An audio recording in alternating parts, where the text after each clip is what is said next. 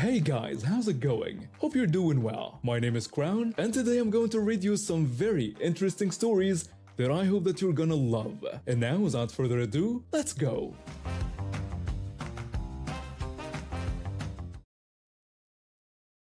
I need to vent about what happened at my old workplace. I worked as a software engineer at a tech company in Sao Paulo for almost 3 years. The work environment was decent. We had a relaxed approach to working hours. Our team lead cared more about results than counting minutes. If I needed to stay late to finish a project or fix a bug, I'd put in the extra hours. Then, if I needed to come in later the next day or leave early for an appointment, it wasn't an issue. It was based on trust. No one tracked hours, and everyone still got their work done. Then our company got acquired by a larger corporation. The new management started implementing productivity initiatives. 1 month after the acquisition, they announced mandatory electronic time tracking for all employees. Our team lead told us that starting the following week, everyone would need to clock in at 8 a.m. and clock out at 5 p.m. with a 1-hour lunch break. When I asked about the flexibility we'd always had, especially when I needed to work late, he said the new system would track any extra hours. The HR manager said this would ensure everyone got proper compensation for their work hours. I doubted that, but if they wanted to track my hours precisely, I would play by their rules. For the first month, I tried to adapt. I would sometimes arrive at 7:50 a.m., work through lunch if needed, or stay until 5:10 p.m. to finish something. When my paycheck came, I saw 0 extra hours registered. In Brazil, labor laws are specific. If a company tracks your work time, they must pay you for anything over 40 hours per week. That's the law. So I looked into how the system worked. After checking the documentation and asking some questions to IT, I found out the system ignored any time under 15 minutes per check-in or check-out. If I arrived at 7:50 a.m., the system only registered my arrival as 8 a.m. If I left at 5:10 p.m., it registered my departure as 5 p.m. This was probably against labor laws, but instead of fighting it, I decided to use their system against them. Starting the next day, I began arriving exactly 16 minutes early every morning. I would clock in at 7:44 a.m. After lunch, I would return 16 minutes early. At the end of the day, I would leave 16 minutes after my scheduled time, clocking out at 5:16 p.m.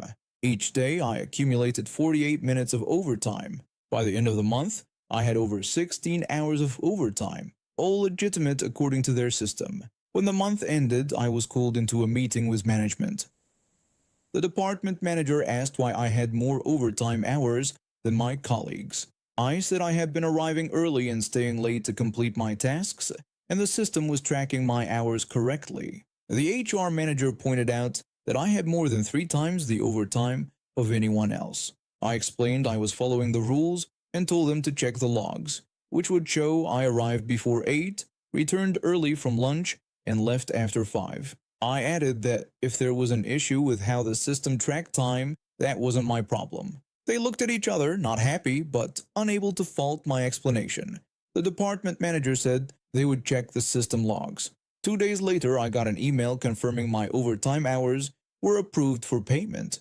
They even included all overtime from the previous month, likely because they knew they could be sued otherwise. They didn't change how the system worked. Either they couldn't fix the loophole without admitting they were trying to cheat employees, or making changes would cost too much. For the next 3 months, I kept arriving 16 minutes early, coming back from lunch 16 minutes early when possible, and leaving 16 minutes late. Each month, I got my overtime pay without any comments from management. Some of my colleagues started doing the same thing after they saw my paycheck. It became an unspoken rebellion. Eventually, I found a better job with a remote position. During my exit interview, the HR manager asked why I was leaving. She said they had been accommodating with my overtime requests and asked if there was something else they could have done. I told her they weren't being accommodating. They were just following labor laws. I said there was nothing they could have done except treat employees with respect and trust from the start. Later, former colleagues told me the company scrapped the electronic time tracking system and went back to a flexible arrangement, but only after several employees had collected significant overtime pay by following my example. Companies need to learn that micromanaging professionals often backfires. They created a system to control us, and I used that system exactly as designed. They just didn't expect anyone to read the fine print. My older sister and I were close growing up. We shared clothes, secrets, dreams. We were best friends who stayed up late whispering about our futures, promising to always support each other. After high school, I went to college, got a good marketing job, and moved up quickly. By my mid-20s, I had a stable income. My sister struggled after dropping out of college when she got pregnant. Being a single mother wasn't easy. 5 years ago, when I was 27 and she was 29, her money problems got serious. Her son was just a year old, and she couldn't keep up with bills. I helped because I could. At first with small amounts for groceries or utilities, then with rent when she fell short. I didn't mind helping my sister and nephew. The biggest help came 2 years ago. She called me crying one night because she might get evicted after maxing out her credit cards. I paid off her entire $8,000 debt. It took a chunk of my savings, but her relief seemed worth it at the time. I kept helping with clothes and toys for my nephew, car repairs, and phone bills when needed. She would say thanks but never seemed truly grateful. I figured her pride was hurt. Last month, we went to visit our younger sister across the country. I paid for everything: her flight, hotel room, meals, and souvenirs for her son. I didn't want praise, just a genuine thank you. On the third day, things fell apart during lunch at a restaurant I was paying for. She told me to order the most expensive wine since I was so rich. I told her that wasn't necessary, and I'd rather save money for something we could all enjoy. She said I could afford it, and was always bragging about my money. I told her I never bragged and worked hard for what I had. She said I just liked showing off that I was doing better than her. I finally snapped after years of frustration. I asked how she could say that when I helped her so often without ever holding it over her. I asked why she didn't appreciate anything I did. She asked me to name one thing. I reminded her I paid off her credit card debt when she was about to be evicted. She told me that was 10 years ago. She never asked for my help, and I was just an idiot who pays for everything. I was shocked. It wasn't 10 years ago, but 2. She definitely asked for help while crying on the phone, and being called an idiot for helping her badly. The rest of the trip was tense. I stopped paying for things and she got quiet. We barely talked on the flight home. A month later, with little contact, she texted asking if I could help with her $1,200 rent. I didn't answer right away. I needed to think about how she could ask for money after what she said. A few days later, I checked if she was okay and still needed help. She told me everything was fine and she took out a loan. Then my younger sister called saying our older sister was telling everyone I refused to help with rent and told her I hoped she'd get evicted. She was crying to everyone about how mean I was. I was furious. I had offered help after she insulted me, and now she was lying to make me look bad. I told my younger sister this wasn't true, that I offered help but she said she got a loan.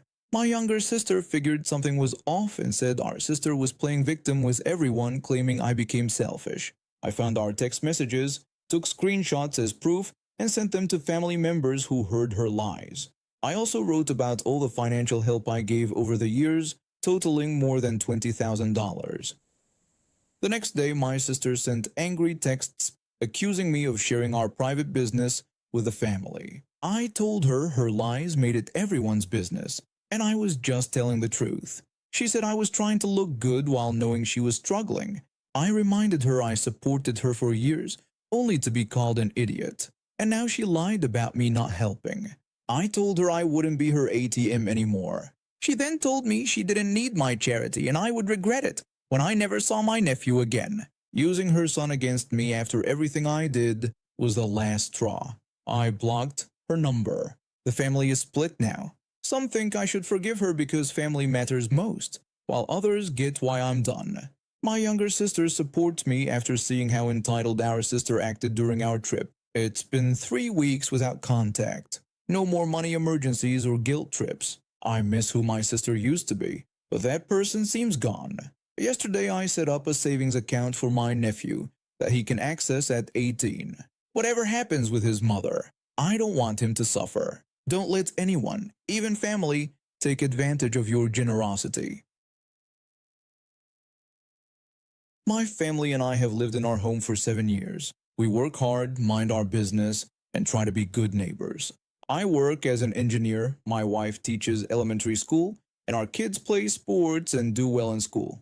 The trouble started when a new neighbor moved next door 6 months ago. She complained about everything. Our kids playing in our yard, our weekend barbecues, even the color of our mailbox. Nothing pleased her. We tried to be friendly. My wife baked cookies as a welcome gift. The neighbor Karen took them with a tight smile and closed the door right away. Not great, but we thought she might need time to adjust. Things got worse when Karen started commenting on my accent. I have a slight accent because my parents came from El Salvador when I was 2. I grew up here, went to school here, and built my career here. I'm American, but my accent made Karen assume things. She would tell me people like me needed to learn proper English. When passing our yard, she would suggest I should be at a landscaping job instead of being at home. These comments hurt, but I ignored them. My wife said we should avoid her. Karen kept pushing things further. One Saturday, I washed my car while my kids played basketball in the driveway. Karen walked over to us. She said she had been watching me. When I asked what she meant, she talked about people coming and going at odd hours and the packages we got. She hinted she knew what was happening. I was confused. The visitors were just friends and family. The packages were normal deliveries. Amazon, groceries, regular stuff. She didn't believe me. She said she had seen drug operations on TV and knew the signs. I told her I wasn't Mexican, but my family was from El Salvador. I told her I was born in California and worked as an engineer, not a drug dealer. She ignored what I said and warned she was watching me. She said this was a nice neighborhood and didn't need people like me ruining it. Then she left. My kids stopped playing and stared. I tried to laugh it off, telling them some people are confused, but I was angry inside. Over the next few weeks, Karen got worse. She took photos of our house, wrote down license plates of our visitors, and once followed my wife to the grocery store. We thought about talking to neighbors or getting a restraining order, but hoped she would stop eventually. Then came the morning that changed everything. I got ready for work while my wife helped the kids with lunch when someone knocked loudly at the door. I opened it to 2 men in suits showing badges. The first agent said he was from the Federal Bureau of Investigation and asked if I owned the house. My heart almost stopped. I nodded, confused. When I asked why they were there, he said they got a report about criminal activity at my address and wanted to ask questions. I was shocked but let them in. I saw Karen watching from her driveway, smiling. That's when I knew what happened. The agents were professional but thorough. They said someone reported I was an illegal immigrant running a drug operation from my home. The report claimed I smuggled drugs from El Salvador and used my family as cover. I showed them my ID, passport, and birth certificate. My wife showed her teaching papers and our children's birth certificates. I explained my job, offered to call my boss, and showed my pay stubs. The first agent said sorry for bothering us and explained they had to check reports, but it was clear this one was false. The second agent seemed annoyed and said this was the third false immigration report that month. He said it wasted resources and was offensive. They asked about Karen and I told them everything: the harassment, comments, and stalking. They took notes and looked concerned. The first agent said making false reports to federal agencies was serious, especially when based on racial bias. They thanked me and said sorry again for the trouble. Before leaving, they went to Karen's house. I couldn't hear what they said, but her face turned pale. 2 days later, different federal agents took Karen from her home. Filing a false FBI report as a federal crime was up to 5 years in prison. Since her report came from racial prejudice, she also faced hate crime charges. The neighborhood found out what happened. People I barely knew came to support us. Several neighbors said they'd had problems with Karen too, but not as bad as what we went through. Karen's house went up for sale 3 months later. She lost her job after the arrest made local news, spent her savings on bail, and her reputation was ruined. No one talked to her during her final weeks there. I didn't feel happy about her problems. It's not good to see someone's life fall apart, even someone who tried to harm your family. But I felt vindicated that the system worked. Our new neighbors are a young couple with a baby. They brought us a plant when they moved in. We invited them to our barbecue. Life goes on. I keep my yard tidy, don't make noise, and mind my business. My house is on a corner lot in a suburb with wide streets and plenty of parking. Each house on our street could fit 3 or 4 cars in front without issues. I moved here 5 years ago after my divorce, specifically choosing this neighborhood for its quiet atmosphere and friendly community. Most neighbors wave and chat occasionally, and we help each other with small favors like collecting mail during vacations or lending tools. I work remotely as a software developer, which is why having a peaceful environment matters so much to me. A month ago, I noticed a black Mercedes parked in front of my house. At first, I thought it was a visitor, but then I saw people taking pictures of the car from my lawn, other cars parking behind it, and then the Mercedes driving off. This happens several times a week. During video meetings with clients, I started noticing these strangers in the background of my calls through my office window. Twice, I had to mute myself to close the blinds when people with cameras were practically pressing against my window to get angles of the car. One client even asked if I was running some kind of car dealership from my home. It felt intrusive when strangers walked on my property to take photos. I work from home and can see the street from my office window, so I couldn't ignore it. My home security camera captured at least 15 different people wandering onto my property over a 2-week period. One Tuesday, I saw a young guy taking photos of the Mercedes from different angles. He stepped onto my lawn for a shot. I walked outside and asked him about the car and why people took pictures of it. He told me his dad rented the car out on Turo. When I asked what Turo was, he said it was like Airbnb, but for cars, where people rent vehicles for short periods. The young man seemed annoyed at my questions, checking his watch repeatedly while I spoke. When he finished taking photos, he tossed his cigarette butt onto my lawn before walking away. This explained why different people picked up and returned the car, but not why they used the space in front of my house when they didn't live next door. I asked if they could park the car further down, maybe by their fence instead of in front of my house. I was tired of random people on my lawn taking pictures. The guy shrugged and said he would ask his dad about it. His tone made it clear he was dismissing me. That night I found 3 more cigarette butts on my lawn near where the Mercedes usually parked. I checked my security camera footage and confirmed they came from various customers checking out the rental car. Over the next few days, the Mercedes still appeared in the same spot.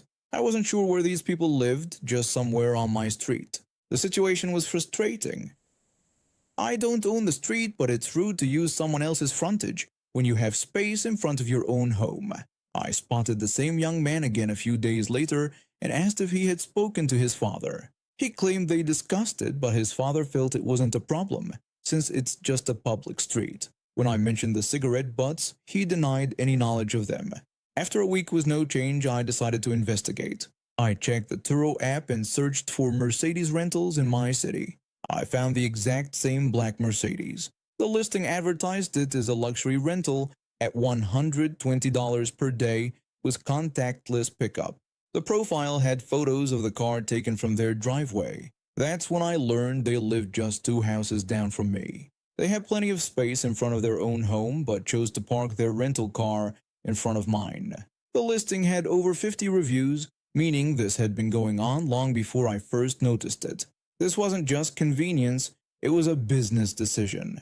They didn't want rental customers coming to their house or strangers in front of their home, so they used my frontage instead, pushing their business problems onto me. The listing even included instructions telling renters to park in front of the corner house when returning the vehicle. I thought about how to respond. I considered talking directly with the father, but suspected it would lead nowhere based on his son's attitude. I even looked into local ordinances about running businesses from residential properties, but found nothing clearly applicable. I own several vehicles, including an old Ford F-150 pickup truck. It's 20 years old, covered in dents and rust with faded paint. It runs fine but looks like junk. I usually keep it in my driveway for occasional hauling.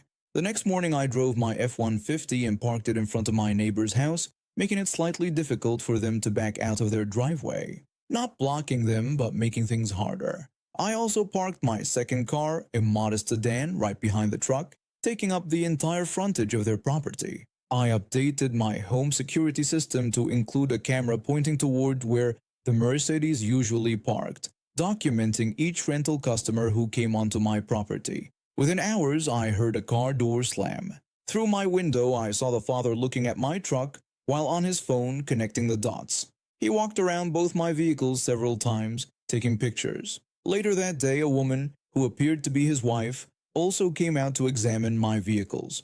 Later that afternoon, my doorbell rang. When I answered, he asked if I owned the truck parked in front of his house. I said it was mine and asked if there was a problem.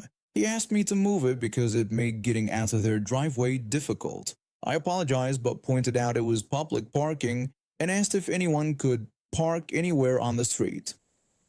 He understood what I was doing. He asked if this was about the Mercedes. I said yes, mentioning it was the same car he parked in front of my house for his Turo business, the one his son promised to move but never did. I showed him my security footage of strangers on my property and the cigarette butts they left behind. He said he didn't think it was a big deal and repeated that the street was public parking. He explained that having the rental car in front of his own house would hurt his business because customers would know exactly which house owned the car.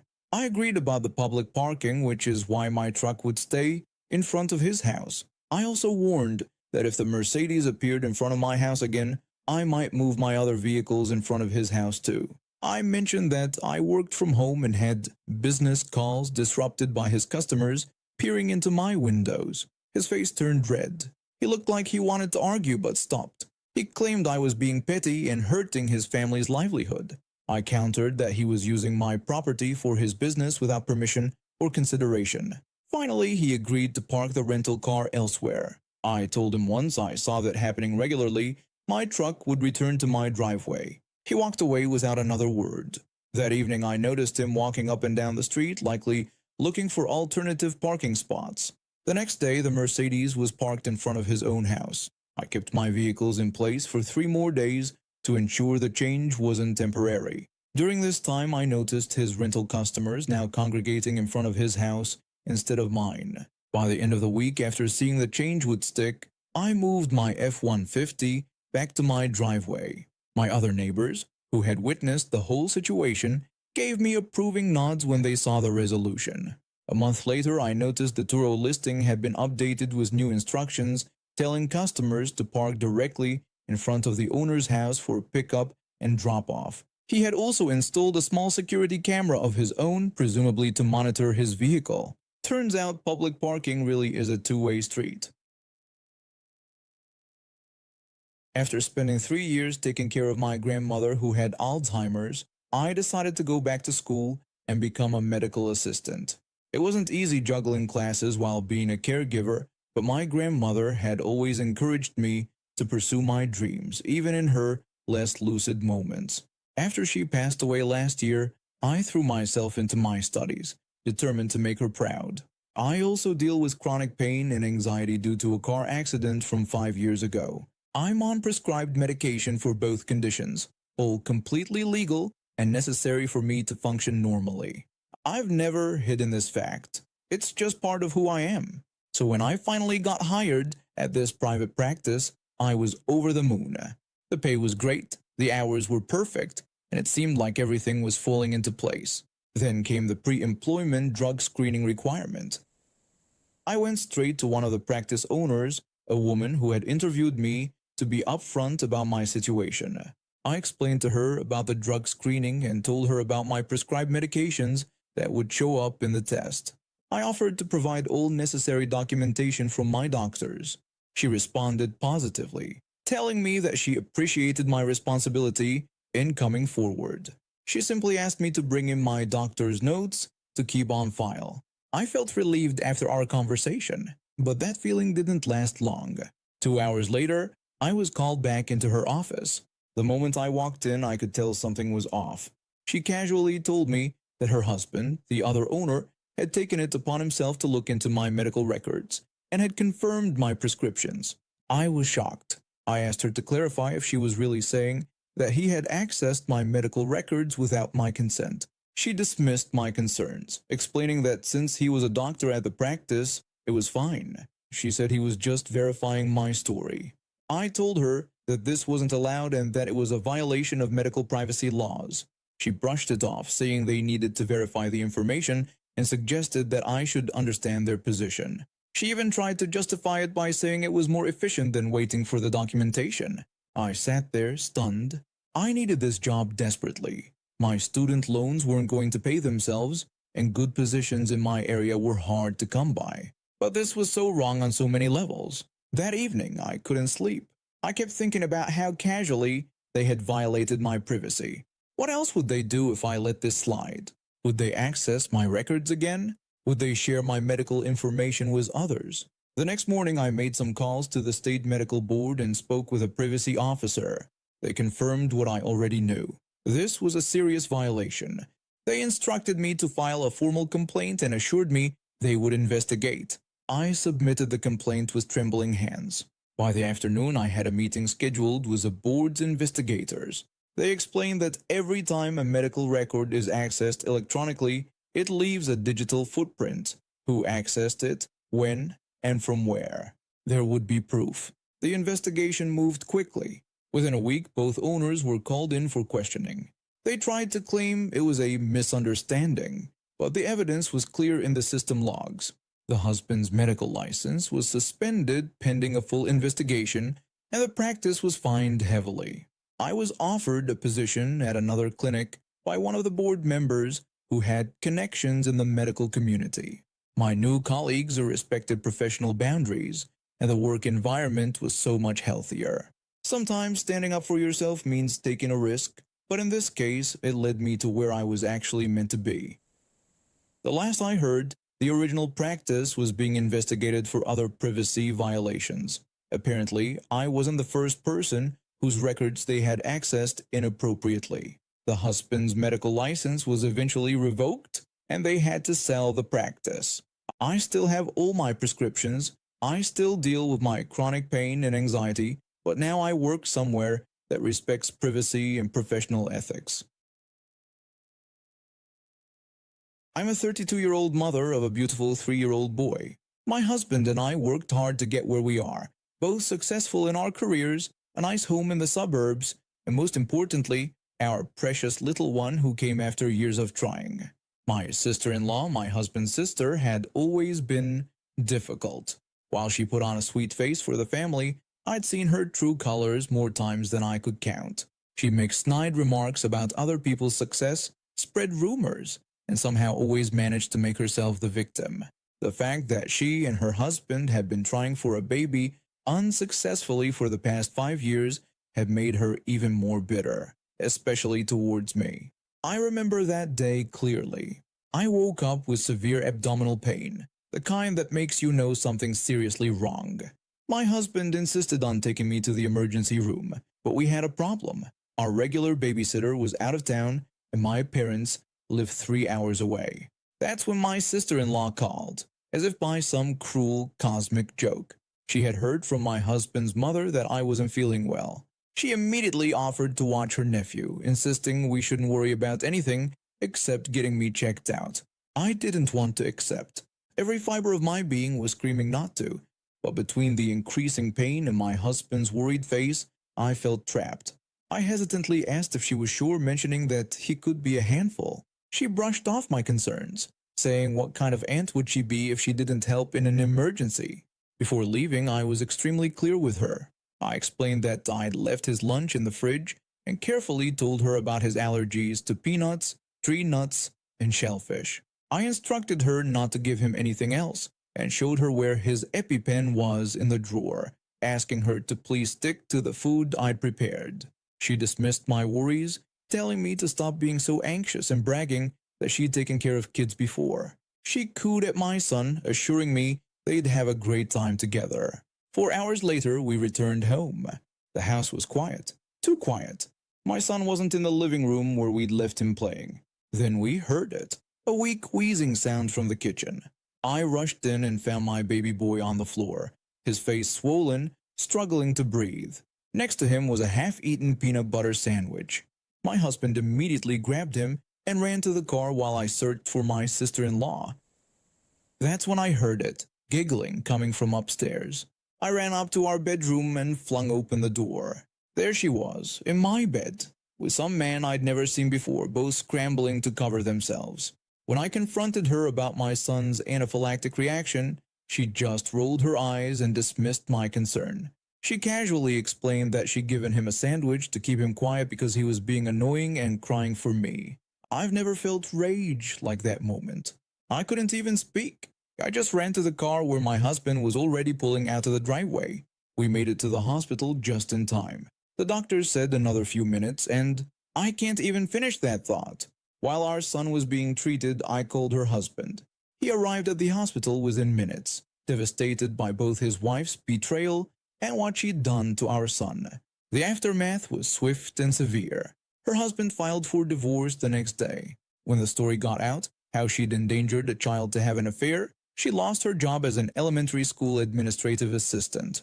Her parents, who had always enabled her behavior, finally saw her for what she was and cut all ties. We pressed charges for child endangerment and neglect. She tried to play the victim, claiming she didn't know about the allergy despite the multiple warnings, but we had security cameras in our kitchen that proved otherwise. She was filmed picking up the EpiPen, reading it, and putting it back before making that sandwich. She got 18 months in prison for reckless endangerment of a child. When she gets out, she'll have a felony record that will follow her forever. Last I heard, she's been writing letters to family members begging for money and a place to stay, but no one's responding. The man she was with turned out to be married too. His wife took him for everything in their divorce. Karma really does come full circle sometimes. My son is doing great now, though we're even more careful about his care. My husband and I learned a hard lesson about trusting the wrong people, even if they're family. A few years ago, I was working for a small sales company. I had just graduated from college and needed a job badly, so I took the first offer that came my way. From the outside, the company looked all right, but after a few weeks, I could tell it was a mess. The owner, who I'll just call Karen, was cheap, controlling, and treated everyone like they were replaceable. At first, I noticed that something was off. We never got official pay slips. Karen either handed us our wages in envelopes or made strange-looking bank transfers without any clear information. If someone asked about proper tax documents, Karen would act offended, like they were accusing her of something horrible. I knew deep down that things weren't right, but at the time, I just needed to survive. After about 8 months, the company's sales started dropping hard. Karen had refused to spend money on advertising or anything that might actually help. One afternoon, she pulled me into her office. She blamed me for the drop in sales, saying I should be working harder instead of coming up with excuses. I tried to explain that I had been suggesting ideas for months, but she didn't want to hear it. To her, it was easier to blame the workers than to admit she was running the business into the ground. A week later, when payday came around, Karen shorted me by a few $100s without warning. She didn't even bother explaining why. It was like she expected me to just accept it and move on. I was furious, but I kept calm long enough to line up another job offer. Once I had it, I handed in my notice. Karen didn't take it well at all. She accused me of being disloyal and said I was abandoning the company when it needed me the most. I told her calmly that I wasn't going to stick around while she stole my wages. She gave me a dirty look and turned away without saying another word. Before leaving, I remembered something important that a former coworker once told me. If you quit on bad terms, Karen would refuse to give you your tax paperwork until it was too late to lodge your return properly. Then, when you finally got the paperwork, it would be full of fake numbers, made it look like you owed extra taxes. Since Karen never gave out pay slips, you had no real proof to fight it. I wasn't about to let that happen to me. I had kept copies of my bank statements showing every payment I received from the company. They were imperfect, but they were good enough to prove my income if needed. So I waited patiently until 1 week before the deadline to file my tax return. I filled out my return by calculating the maximum tax that should have been withheld based on my wages. I attached copies of all my bank statements and included a letter explaining that Karen had refused to provide my tax certificate. I mailed everything out on a Tuesday afternoon, thinking it might take a few weeks to hear back. Instead, just 2 days later, a letter and a refund check arrived in my mailbox. The government had accepted my return, refunded me for the extra tax I had theoretically paid, and closed the case. But the real fireworks happened that same Thursday. A team of government inspectors raided Karen's business. Word traveled fast because it wasn't a quiet visit. They went through her files, computers, and bank records, while the remaining staff stood around looking stunned and terrified. People said Karen was screaming at the inspectors, demanding to know why they were there, but no one listened to her. By the end of the day, the business was shut down. It turned out Karen's company had already been on a government watch list because of shady practices in the past. My report was just the push they needed to move in. Her once busy business stayed closed for months. When it finally reopened, it wasn't anything like it used to be. She moved into a tiny run-down storefront across town. Gone were the fancy cars and the huge office staff. Now it was just Karen and a couple of her family members, barely holding things together. When I passed by the new location one day, I smiled to myself. Karen had once told me that I was making a big mistake by leaving her company. Seeing her struggling to survive after everything she had done made it clear that the only mistake would have been staying. I met my husband 5 years ago at a local coffee shop where I was working as a barista. He was this charming regular who'd come in every morning for his cappuccino. And after months of shy looks and small talk, we finally went on our first date. Everything was perfect, except for one tiny detail I'd soon discover: his family's obsession with this specific take-and-bake pizza place. Now, I consider myself an adventurous eater. I'm the type who'll try anything once, from exotic street food to weird fusion cuisine. I actually make it a point to try at least one new item every time I go grocery shopping. But this pizza place, there's something about their food that just tastes wrong. Everything has this bitter, almost sour undertone that makes my taste buds revolt. The first time I tried it was at my then-boyfriend's family dinner. I didn't want to make a fuss, so I ate it quietly while fighting my gag reflex. But as these family gatherings became more frequent, I realized this wasn't just a one-time thing. It was their go-to for every single event. During one Christmas dinner, my mother-in-law excitedly announced they were getting their usual pizza. When I gently suggested trying something different, she dismissed my idea, insisting it was tradition and that everyone loved it. I tried. I really did. I sampled their margarita, their supreme, their white sauce options, everything. But that bitter taste was always there, haunting me. So I started bringing my own food to these gatherings. Just simple takeout from places I enjoyed. That's when the real drama started. My mother-in-law confronted me about not eating the pizza she ordered. When I explained that I'd brought my own food, she got upset, arguing that ordering from this place was their family tradition. I tried to be polite, telling her I appreciated the offer but preferred my own meal. That's when my father-in-law jumped in, accusing me of being difficult on purpose and demanding I try it again. This went on for years. Every gathering became a battleground of passive-aggressive comments and hurt feelings. My husband always stood by me, bless him, but even his support couldn't prevent the tension that filled every family dinner. Then came this year's Halloween party. My husband and I had planned to host, and we were excited about setting up a pasta bar. We'd already bought all the ingredients: fresh pasta, different sauces, toppings, the works. But when my mother-in-law found out, you'd think we'd suggested serving mud pies. She was horrified at the mention of pasta, reminding us forcefully that pizza was their family tradition. When I tried to explain that we wanted to try something different, she refused to listen. She even offered to order anything I wanted from their menu. I had to explain yet again that I really didn't like anything from there because it tasted bitter to me. She dismissed my explanation as ridiculous, while my father-in-law accused me of being picky and trying to change their traditions. To avoid a full-blown family crisis, we let them order their precious pizza. I quietly went to get my own dinner from a different place, which sent my mother-in-law into an absolute frenzy. She started yelling about how I was disrespecting their family tradition and accused me of doing it on purpose to upset her. When I calmly defended myself, explaining again that I simply didn't like the taste, she snapped back with a comment about not liking my attitude. That's when my husband finally had enough. He confronted his parents, explaining that we'd been nice about this for years. He pointed out that I had different taste preferences, which was perfectly okay, and reminded them that I'd been polite by bringing my own food and never complaining about others eating the pizza. He told them they were the ones making it a huge issue and gave them an ultimatum. Either accept my different preferences or we'd start hosting all future family gatherings at our house with whatever food we chose to serve.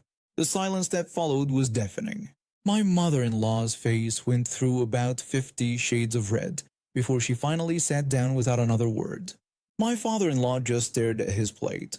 Since then, they've been quieter about the whole pizza situation. They still order from their favorite place, but they stopped trying to force me to eat it. We're hosting Christmas this year, with a full holiday feast, not a pizza in sight. And now we have reached the end of today's stories. Thank you for watching, and see you next time.